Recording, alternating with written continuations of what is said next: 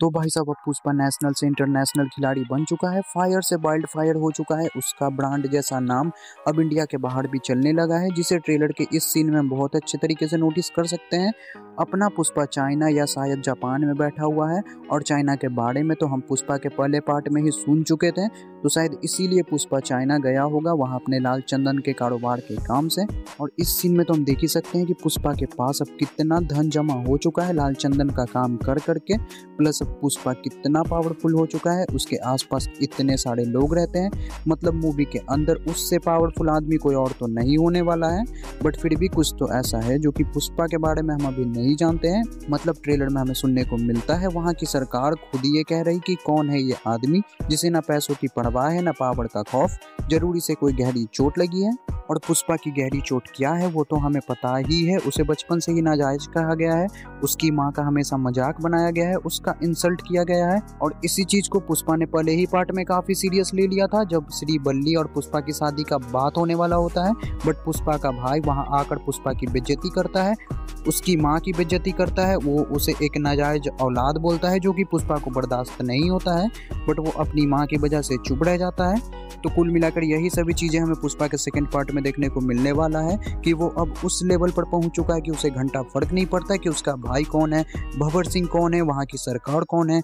उसने अपना एक बहुत बड़ा एम्पायर खड़ा कर दिया है, उसके सामने ये सभी चीज़ें काफ़ी छोटी पड़ जाती हैं। वो उसके लिए ये सभी चीज़ें मायने नहीं रखती हैं। ऊपर से उसका ना झुकने वाला एटीट्यूड, जिसके कारण इस बार पुष्पा इंडिया से बाहर भी जाएगा, जिसके कुछ झलक को हम इस सीन में देख सकते हैं, प्लस सुन भी सकते हैं। शायद किसी ने पुष्पा को डबल क्रॉस किया है, जैसे उसके लाल चंदन को लेकर पेमेंट ना करना या फिर कुछ और। इसीलिए इस सीन में हम पुष्पा के मुंह से सुन सकते हैं, जो मेरे हक का पैसा है, चाहे वो 4 ना हो या 8 ना, चाहे वो 7वें आसमान पर हो या 7 समुंदर पार, पुष्पा का असूल करने का वसूल। और इस सीन में हम जो मांस मसाला एक्शन देख रहे हैं कि बहुत सारे लोगों ने पुष्पा को उल्टा लटका कर रखा है। ये वही लोग होंगे जो कि पुष्पा का पैसा खाकर बैठे होंगे, जिससे पुष्पा अपना पैसा वसूली करने के लिए इंडिया से बाहर जाएगा, जहां पर कि वो शायद इन लोगों के हाथों पकड़ा जाएगा।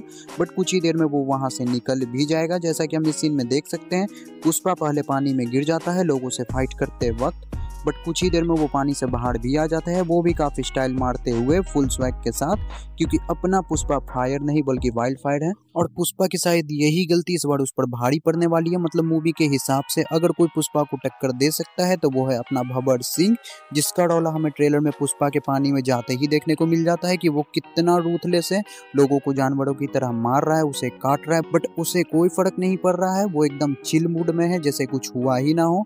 और पुष्पा को बता भी रहा है कि इब होगी पार्टी पुष्पा। मतलब इस बार भंवर सिंह भी पूरी तैयारी कर चुका है कि पुष्पा का लंका इस बार लगा ही देना है। और शायद यहीं पर पुष्पा मिस्टेक कर जाएगा कि वो भंवर सिंह को कुछ समझेगा नहीं, वो भंवर सिंह को काफी हल्के में ले लेगा, क्योंकि पुष्पा उस लेवल पर होगा जहां से भंवर सिंह उसके लिए कोई मायने नहीं रखता है। और यहीं पर भंवर सिंह पुष्पा की बहुत जोर से मार लेगा, जिसके बारे में पुष्पा को अंदाजा भी नहीं होगा कि ये बंदा उसके साथ कुछ ऐसा भी कर सकता है।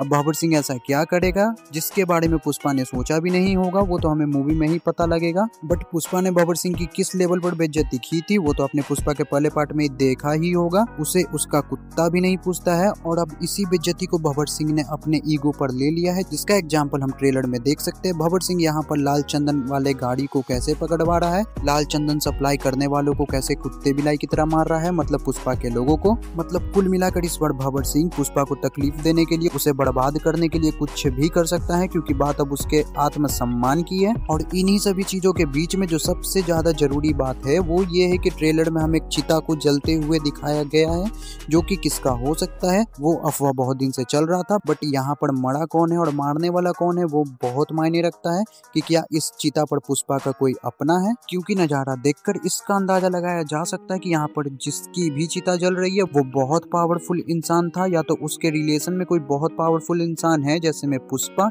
जिसके लिए यहाँ पर इतने सारे लोग बरसात में भी खड़े हैं।